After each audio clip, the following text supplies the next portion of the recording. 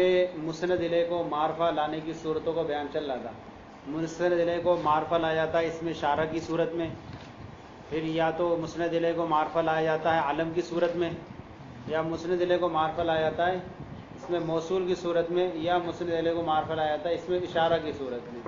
اس میں کچھ مثالیں بیان کی گئیں کہ کبھی قریب والا جو ہے عظمت پر دلالت کرنے کے لیے لاتے ہیں، کہیں قریب کا اس میں اشارہ بیان کر کے کہ حقارت مقصود ہوتی ہے، اور کہیں دور والا بیان کر کے تعظیم مقصود ہوتی ہے، اسی طرح کہیں دور والا استعمال کر کے تحقیر مقصود ہوتی ہے.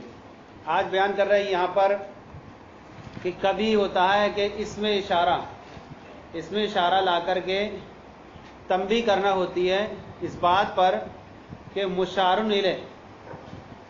الیہ ان اوصاف سے متصف ہونا ہے، کہ ان اوصاف سے متصف ہے کہ اس میں اشارہ کے بعد جو چیز آ رہی ہے وہ ان خوبیوں کے لائق اور ان خوبیوں کا جو ہے ان حقدار وہ مشار الیہ وہی ہے. جیسے اولئک علی ھدی من ربہم واولئک هم المفلحون، وہ لوگ جو ہدایت پر ہیں اور وہی لوگ کامیاب ہیں. یہاں پر اولئک کا یہ اسم اشارہ ہے، اس کے بعد جو آ رہی ہیں چیزیں کیا آ رہی ہیں؟ ہدایت اور فلاح و کامیابی. یہ فلاح و کامیابی کے حقدار وہ لوگ ہیں جو پیچھے گزر چکے، جن کی اوصاف بیان کی گئی. الذین یؤمنون بالغیب ویقیمون الصلاۃ، یؤمنون بالغیب یہ نماز قائم کرنا، ایمان بالغیب لا، متقی لوگ. تو اصل ہے اولئک المتقون علی ھدی من ربہم، وہ متقی جو ہیں اپنے رب کی طرف سے ہدایت پر ہیں. واولئک المتقون المفلحون، اور وہی متقی کیا ہیں؟ فلاح پانے والے. تو اس میں اشارہ کے بعد آنے والے چیزیں، اس میں اشارہ کے آنے والی چیزیں جو ہیں وہ مشار الیہ موصوف کے ان خوبیوں سے متصف ہونے کی وجہ سے، اس میں اشارہ کے بعد جو فضائل آ رہے ہیں، جو خوبیاں، وہ اس لائق ہیں کہ ان کا جو ہے حقدار وہی ہو جس کا جو متقی پرہیزگار ہیں، جن کا پہلے ذکر ہو چکا ہے. دیکھیں یہاں پر او التنبیہ عند تعقیب المشار الیہ باوصاف علی انہ جدیر بما یرد بعدہ من اجلها، یا اس میں اشارہ کو مسند الیہ کی صورت میں لاتے ہیں اس بات پر تنبیہ کرنے کے لیے عند تعقیب المشار الیہ کہ مشار الیہ کے باوصاف ان اوصاف سے متصف ہونے کے بعد، مشار الیہ کے اوصاف سے تعقیب مانے بعد، مشار الیہ کے اوصاف سے متصف ہونے کے بعد علی انہ جدید کہ وہ اس لائق ہے، ان اوصاف سے متصف ہونے کے ساتھ کہ وہ اس لائق ہے بما یرید بعدہ، ان اوصاف ان خوبیوں کا لائق ہے جو اس میں اشارہ کے بعد آ رہی ہیں. بما یرید بعدہ، جو اس میں اشارہ کے بعد جو خوبیاں آ رہی ہیں وہ مشار الیہ اوصاف سے متصف ہونے کے بعد اس لائق ہے کہ ان خوبیوں کے لائق وہی مشار الیہ بن جائے.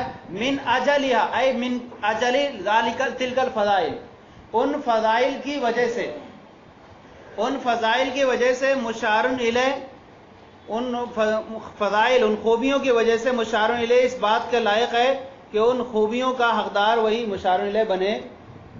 تو اب یہاں دیکھیں کہ پہلے اس سے پہلے عبارت ہے ھدی للمتقین الذین یؤمنون بالغیب ویقیمون الصلاۃ ومما رزقناہم ینفقون، پھر اس کے بعد آیا اولئک علی ھدی من ربہم. تو یہاں پر جو مسند الیہ کو معرفہ لائیں اس بات پر تنبیہ کرنے کے لیے کہ متقی جو ہیں اپنے رب کی طرف سے ہدایت پر ہیں کیونکہ وہ ایمان لائے ہیں، نماز قائم کرتے ہیں اور اپنے رب کے دیوں میں سے خرچ کرتے ہیں، اور وہی لوگ جو ہیں کیا ہیں؟ فلاح پانے والے ہیں. تو سمجھ میں آ گیا؟ تو مشار الیہ کو ان اوصاف سے متصف ہونے کے بعد اس لائق ہے کہ وہ انہی بما یریدو کہ وہ انہی خوبیوں کا لائق ہے جو اس کے بعد آ رہی ہیں من اجلیہ من ان فضائل کی وجہ سے. جیسے اولئک علی ھدی من ربہم واولئک هم المفلحون. تو یہاں اس میں اشارہ کو لایا گیا مشار الیہ کے لیے خوبیوں کو فضیلت کو بیان کرنے کے لیے. یہ مشار الیہ اولئک اصل عبارت میں کہیں گے اولئک المتقون، وہی متقی پرہیز، وہ لوگ کون مراد؟ جن کا ذکر پہلے ہو چکا، متقی لوگ. اب یہ چار چیزوں کا بیان ہو گیا اب تک. اب آج یہاں بیان کر رہے ہیں ہاں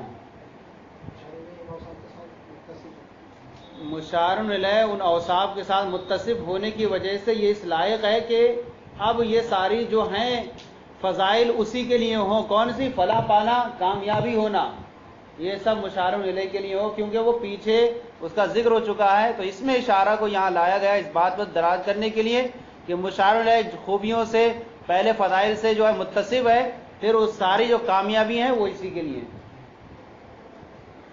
اس میں اشارہ کو کبھی مسند الیہ کو معرب باللام لایا جاتا ہے، معرب باللام لایا جاتا ہے، اور اس کے جو ہے فضائل الگ الگ ہیں. یہاں پر ایک ہوتا ہے لام کی دو قسمیں اصل میں. کون سی ہیں؟ ایک تو ہے لام عہد خارجی اور لام حقیقت. لام عہد خارجی کی تین قسمیں ہیں: صریح، کنایہ اور علمی. صریح کہتے ہیں کہ اس الف لام کو کہیں گے جس کا ذکر صراحتاً ما قبل میں ہو چکا ہو. اور لام عہد کنائی اسے کہیں گے جس کا ذکر صراحتاً تو نہ ہو لیکن کنایتاً ہو چکا ہو. اور علمی اسے کہیں گے کہ جس کا ذکر صراحتاً بھی نہ ہو نہ کنائی، لیکن متکلم اسے جانتا ہو، تو اس کو کہیں گے یہ علمی ہے. اب لام عہد خارجی جو ہوتا ہے، لام عہد خارجی جو ہوتا ہے اس کے ماننے کے لیے ضروری ہے کہ وہ ما قبل میں اس کا ذکر ہو چکا ہو، چاہے وہ صراحتاً ہو چکا ہو چاہے وہ کنایتاً ہو چکا ہو. اب یہاں پر ایک مثال پیش کر رہے ہیں: لیس الذکر کالانثی، مذکر مؤنث کی طرح نہیں ہے. یہاں پر الذکر یہ مذکر ہے، اور اس پر جو الف لام ہے، اس الف لام سے مراد الف لام عہد خارجی ہے، اور اس کا ذکر ما قبل میں ہو چکا ہے، اگرچہ صراحتاً نہیں ہوا لیکن کنایتاً ہو چکا ہے. کہ عمران کی بیوی نے یہ دعا کی تھی کہ میرے بچہ پیدا ہوگا تو میں اسے بیت المقدس کی خدمت کے لیے وقف کر دوں گی. تو انہوں نے اس کا ذکر پہلے ہو چکا تھا. انہوں نے یہ کہا تھا: ربی انی نذرت ما فی بطنی محررا، اے میرے رب میرے میں نظر مانی جو میرا بیٹا پیدا ہوا ما فی بطنی محررا، وہ کیا ہوگا؟ آزاد ہوگا. محررا یہ اس کا ذکر الذکر کا ذکر جو ہے ما قبل میں اگرچہ صراحتاً نہیں ہوا لیکن کنایتاً ہو چکا ہے. کہ محرر جو آزاد ہوتا ہے وقف کے لیے، وہ لڑکی نہیں ہوتی، وہ کیا ہوتا ہے؟ اس کو وقف کیا جاتا ہے، وہ لڑکے کو کیا جاتا ہے. تو پتہ چلا کہ محرر یہ کنایتاً ذکر ہو چکا ہے الذکر کا پیچھے. اور الانثی لیس الذکر کالانثی میں بھی الف لام یہ عہد خارجی کا ہے، اور اس سے مراد بھی وہ ہے جس کا ذکر صراحتاً پیچھے ہو چکا ہے. کہ انہوں نے کہا تھا کہ ربی انی وضعت ہوا انثی، اے میرے رب میں نے اس کو مؤنث جنا ہے. تو اس الانثی میں جو الف لام ہے اس کا مراد بھی وہی ہے جو پیچھے اس کا ذکر صراحتاً انثی کے ذریعے ہو چکا ہے، اور اس سے مراد ہے مریم، حضرت مریم ہے. تو الف لام عہد خارجی یا تو اس کا ذکر صراحتاً پہلے ہو چکا ہو یا کنایتاً پہلے ہو چکا ہو. تو اب یہاں پر الف لام عہد خارجی بھی عہد خارجی ہوگا. اور الف لام عہد ذہنی جو ہوتا ہے، الف لام ایک ہوتا ہے عہد ذہنی. الف لام عہد ذہنی یہ ہوتا ہے کہ اس سے کوئی ایک غیر معین فرد مراد ہوتا ہے. غیر معین فرد مراد ہوتا ہے، اس کا ما قبل میں خارج میں کوئی پیچھے ذکر نہیں ہوتا ہے، اگرچہ اس پر الف لام داخل ہوتا ہے لیکن وہ الف لام جو ہوتا ہے نکرہ کے درجے میں رہتا ہے. یعنی دیکھنے کے اعتبار سے وہ لگتا ہے کہ معرب باللام کا معرفہ ہے، لیکن کیا ہے وہ غیر معین کے درجے میں رہتا ہے، نکرہ کے درجے میں رہتا ہے، معنی کے اعتبار سے نکرہ رہتا ہے وہ. جیسے کہ یہ مثال ہے کہ ادخل السوق، بازار میں داخل ہو. تو یہاں السوق پہ جو الف لام ہے یہ عہد ذہنی کا ہے. اس سے مراد کوئی کسی بازار میں داخل ہو، کوئی خاص بازار نہیں، کسی بازار میں داخل ہو. اسی طرح اخاف ان یاکل الذئب، مجھے خوف ہے کہ اسے کوئی بھیڑیا نہ کھا جائے. یہاں پر بھی کوئی خاص بھیڑیا مراد نہیں ہے اس سے، بلکہ کوئی بھیڑیا مراد ہے. یہاں پر بھی الف لام جو ہے عہد ذہنی کا ہے، غیر معین بھیڑیا مراد ہے. اسی طرح وَلَقَدْ أَمُرُّ عَلَى اللَّئِيمِ يَسُبُّنِي فَمَضَيْتُ ثَمَّ قُلْتُ لَا يَعْنِينِي، اگر میں کسی کمینے کے پاس سے گزرتا ہوں مجھے گالیاں دیتا ہے تو میں گزر جاتا ہوں اس کہہ کر کے یہ مجھے مراد نہیں لے رہا ہے. امر علی اللئیم یسبنی، علی اللئیم پر جو الف لام ہے کوئی خاص کمیاں مراد نہیں ہے، بلکہ یہاں پر کوئی کمی نہ ہے. اور یہاں پر اس کی جو صفت آئی یسبنی ہے، اور اگر ہم اس الف لام کو اگر معارفہ کی صورت کا مانیں کہ یہ اس سے جو ہے وہ بن جاتا ہے معرب باللام خاص بن جاتا ہے، تو ایسی صورت میں یسبون یہ جملہ ہوگا، اور جملہ نکرہ کے درجے میں ہوتا ہے، تو موصوف کی صفت جو ہے نکرہ کیسے بن پائے گی؟ تو اب ماننا پڑے گا کہ یہاں پر جو ہے لفظ کے اعتبار سے اگرچہ معرفہ لیکن یہ معنی کے اعتبار سے نکرہ ہے، تو اب موصوف بھی نکرہ ہوگا اور یسبونی بھی یہ جملہ نکرہ اس کی صفت بن پائے گا۔ ایک ہوتا ہے الف لام حقیقت کا، الف لام جنسی، الف لام جنسی جس سے جنس مراد ہوتی ہے۔ الرجل خیر من المرأة، جن سے رجل بہتر ہے مرد سے، جن سے عورت سے، تو یا جن سے رجل بہتر ہے، یہاں پر اس سے اعتراض بھی نہیں آئے گا کسی پر کہ کہیں گے بعض عورتیں تو جو ہوتی ہیں مردوں سے فضیلت رکھتی ہیں، تو یہاں اگر وہ آ جاتی ہیں فضیلت والی تو اس سے اعتراض نہیں ہوگا کہ ہم نے جن سے رجل مراد لیا ہے، کسی خاص فرد کو مراد نہیں لیا، جن سے رجل جو ہے جن سے عورت پر فضیلت رکھتا ہے۔ اور پھر ایک ہوتا ہے الف لام استغراقی، الف لام استغراقی، الف لام استغراقی حقیقی، الف لام استغراقی عرفی۔ الف لام استغراقی حقیقی وہ ہوتا ہے جو لغت کے اعتبار سے ہر فرد کو شامل ہو، لغت کے اعتبار سے ہر فرد کو شامل ہو، جیسے ان الانسان لفی خسر، بے شک تمام انسان گھاٹے میں ہیں، اور پھر اس کے بعد اللہ حرف استثناء سے ان کو خارج کیا گیا، مگر ایمان والے جو ایمان لائے اور نیک کام کیے وہ گھاٹے میں۔ اس سے الف لام استغراقی تھا، تبھی سارے لوگ اس میں شامل تھے، تبھی تو استثناء کیا گیا۔ استثناء کرنے کے لیے ضروری ہے کہ پہلے کسی کو ساروں کو گھیر لیا گیا اور پھر اس کے بعد اس سے کیا ہے بعض کو نکالا گیا۔ تو یہ ہوتا ہے کہ لغت کے اعتبار سے لفظ انسان یہ ہر فرد کو شامل ہے، تو لغت کے اعتبار سے ہر فرد کو شامل ہے۔ اور استغراق عرفی جو ہوتا ہے وہ لغت کے اعتبار سے نہ عرف کے اعتبار سے شامل ہو۔ اب عرف جو جس کا جیسا عرف ہو، اب انسان کی طاقت زیادہ ہے، اگر وہ ہے تو زیادہ سے زیادہ شہر تک عرف ہوتا ہے، یا پھر زیادہ سے زیادہ اور آگے تو ایک ملک تک عرف ہوتا ہے۔ جیسے کہ کہا جائے کہ تمام طلبہ کو بلا لاؤ، تو اگر کوئی یہاں کوئی کہے گا طلبہ بلا لا تو اس سے مراد عرف جو ہوگا یا اس جامعہ کے طلبہ ہوگا۔ اب اگر کوئی آگے بڑا حاکم ہے تو ہو سکتا ہے شہر تک ہو جائے۔ تو ایسے ہی یہاں پر ہے جمال امیر الساغا، امیر نے تمام سناروں کو جمع کیا، امیر نے تمام سناروں کو جمع کیا۔ الساغا میں جو الف لام ہے یہ اس سے مراد الف لام استغراقی عرفی ہے، الف لام استغراقی عرفی ہے کہ اس سے مراد کون سے وہ افراد ہوں گے؟ شہر کے ہو سکتے ہیں، شہر کے سنار مراد ہیں، یا اس کی مملکت حکومت کے سنار مراد ہیں، اس سے یہ ساری دنیا کے سناروں کو ہی شامل نہیں ہوگا۔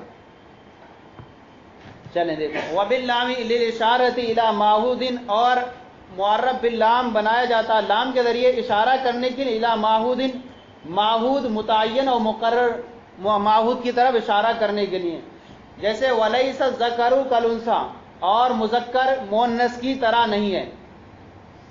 اس سے بعد میں لیسا یہاں پر ہے پرانی کتابوں میں، لیسا الذی طلبت کلتی،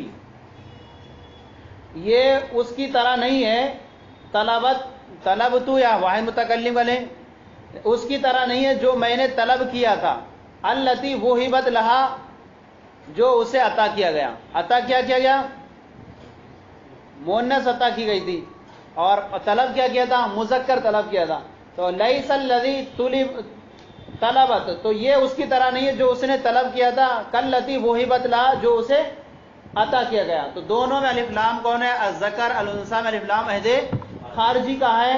الذکر میں جو الف لام عہد خارجی ہے اس کا ذکر پیچھے صراحتاً نہیں کنایتاً ہو چکا ہے محررن کے ذکر میں ضمن میں، اور الانثی میں جو الف لام یہ الف لام عہد خارجی کا ہے جس کا ذکر ما قبل میں صراحتاً وضاحت ہوا انثی کی صورت میں ہو چکا ہے۔ ہاں ہے خارجی لیکن اس کا ذکر ما قبل میں ہو چکا ہے کنایتاً طور پر۔ او الی نفس الحقیقت، یا الف لام سے اشارہ ہوتا ہے نفس حقیقت کی طرف، نفس حقیقت کی طرف، جیسے الرجل خیر من المرأة، مرد کیا ہے؟ عورت، رجل کیا ہے؟ یہ مرد عورت سے بہتر ہے۔ تو یہاں الف لام الرجل میں اور المرأة میں کون سا ہوگا؟ الف لام حقیقت کا، لام اللہ جنس کا ہوگا، الف لام کیا ہوگا؟ جنس کا ہوگا، جنس رجل جنس عورت سے بہتر ہے۔ اب یہاں وقد یاتی سے جو کہہ رہے ہیں یہاں الف لام عہد ذہنی کا ہے، اس کے اندر آپ وہ کر لینا اشارات کہ پہلے سے مراد جو ہے لام سے لام عہد خارجی ہے، اور دوسرے لا نفس الحقیقہ سے لام جنس سے مراد ہے، اور تیسرے سے الف لام عہد ذہنی۔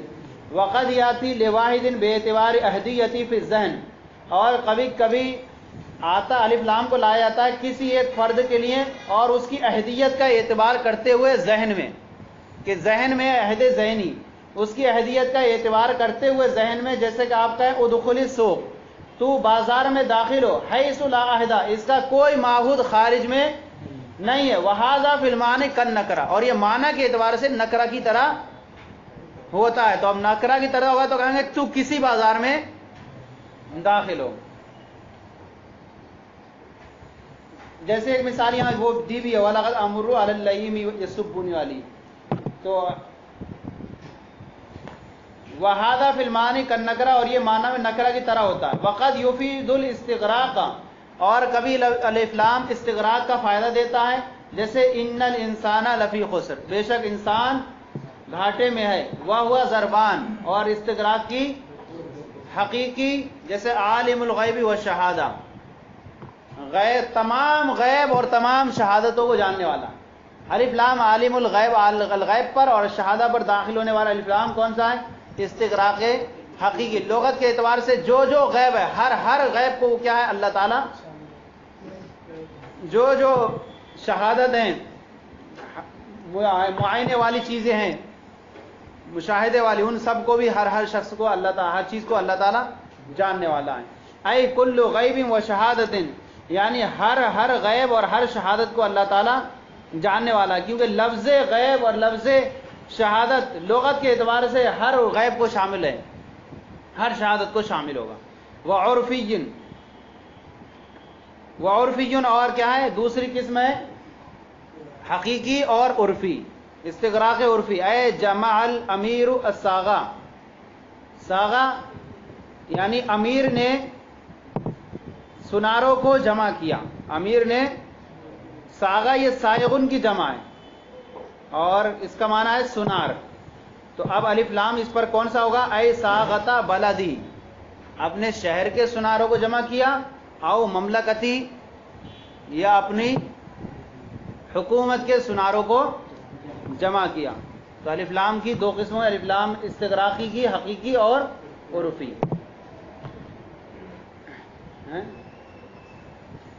الف لام استغراق حقیقی، الف لام استغراق عرفی۔ اب یہاں ایک چیز بیان کر رہے ہیں کہ مفرد جس طرح الف لام استغراق کی کیا کرتا ہے، تعدد پر دلالت کرتا ہے، الف لام استغراقی تعدد پر دلالت کرتا ہے، ایسی نکرہ منفیہ، نکرہ جو نفی، جس نکرہ کے ذریعے نفی کی گئی ہو، وہ نکرہ بھی جو ہے تعدد پر دلالت کرتا ہے۔ نکرہ مفرد جو ہوتا ہے، نکرہ مفرد ہو اور منفی کی صورت میں لایا گیا ہو جملے کو، تو وہاں پر ہر فرد سے کیا ہو جاتی ہے؟ ہر فرد سے نفی ہو جاتی ہے، ہر فرد سے نفی ہو جائے گی، اور اس میں جو ہے ہم نے جیسے واحد بولا تو وہاں تثنیہ بھی خارج ہو جائے گا اور جمع بھی خارج ہو جائے گا وہاں پر، لیکن ہم نے تثنیہ بولا اور جمع بولا تو وہاں تثنیہ خارج ہوں گے، واحد خارج نہیں ہوگا۔ جمع بولنے کی صورت میں جمع خارج ہوگا، واحد خارج نہیں ہوگا۔ تو گویا کہ مفرد کا بھی جو استغراق ہوتا ہے وہ ہر فرد کو شامل ہوتا ہے، لیکن یہ صرف منفی ہونے کی صورت میں، اور مثبت ہونے کی صورت میں مفرد کی طرح ہے جو ہوتا ہے جمع کا استغراق بھی ہر ایک کو شامل ہوتا ہے۔ جمع اگر ہم نے بولا منفی مثبت جملہ تو وہاں پر بھی سب کو شامل ہوگا، ہر فرد کو ثبوت کے طور پر شامل ہوگا۔ جیسے کہ اس کی مثالیں آگے دے رہے ہیں، جیسے یہاں پر دیکھیں کہہ رہے ہیں کہ استغراق المفرد اشمل بدلیل صحت لا رجال فی الدار اذا کان فیہا رجل او رجلان دون لا رجل، اور مفرد کا استغراق یہ تمام کو شامل ہوتا ہے، مفرد کا استغراق تمام کو شامل ہوتا ہے، اور اس کے صحیح ہونے کی دلیل یہ ہے کہ لا رجال فی الدار کہنا یہ صحیح ہوتا ہے جبکہ کیا ہو، اذا کان فیہا رجل او رجلان، جبکہ گھر میں ایک مرد ہو یا دو مرد ہو، لیکن لا رجولہ کہنا صحیح نہیں ہوتا ہے جبکہ گھر میں دو مرد کو ہے نہیں، گھر میں لا رجلا، اب نہیں کہہ سکتے گھر میں ایک دو مرد ہوں، اب بلکہ لا رجلا ہم یہ مفرد بولیں گے. اب گھر میں کوئی فرد نہیں ہوگا اس وقت، نہ تثنیہ ہوگا نہ جمع ہوگا. تو لا رجلا فی الدار یہ واحد کی بھی نفی کرتا ہے، تثنیہ کی بھی نفی کرتا ہے اور جمع کی بھی نفی کرتا ہے. تو مفرد کا استغراق جو ہوتا ہے تمام فردوں کو شامل ہوتا ہے، ہر فرد سے نفی کر دیتا ہے مفرد کا استغراق. لا رجل فی الدار یہ ہر اس شامل ہوگا گھر میں کوئی بھی نہ ہو. لیکن لا رجال یا لا رجلین یہ صرف واحد اور تثنیہ تک کو شامل ہو سکتا ہے، لیکن اگر واحد ہوگا تو اس کی نفی یہاں نہیں کر پائے گا. تو لا رجلا لا رجال فی الدار یہ کہنا صحیح ہوگا اس وقت جبکہ گھر میں ایک مرد ہو یا دو مرد ہو، لیکن یہ صحیح نہیں ہوگا جب لا رجلا کہنا جبکہ گھر میں کوئی نہیں ہوگا تبھی یہ کہیں، تب سب پہ شامل ہوگا. تو کیا ہوا اس کا فائدہ کہ لا رجلا ہم نے بولا مفرد کا جو استغراق ہے یہ اسی طرح الف لام استغراقی کی طرح مفرد بھی تمام فرد کی نفی کو شامل ہوتا ہے جملہ منفیہ کی صورت میں. لیکن انہوں نے یہ کہا ہے کہ مثبت کی صورت میں جو ہوتا ہے تمام کو شامل ہوتا ہے نکرہ کہنا بھی. جیسے ہم کہیں ہر فرد کو شامل ہوتا ہے، جس طرح الف لام ہر فرد کو شامل ہوتا ہے. عالم غیب السماوات، میں سماوات، دونوں میں فرق، یہاں دونوں میں کیا چیز دکھائی ہے؟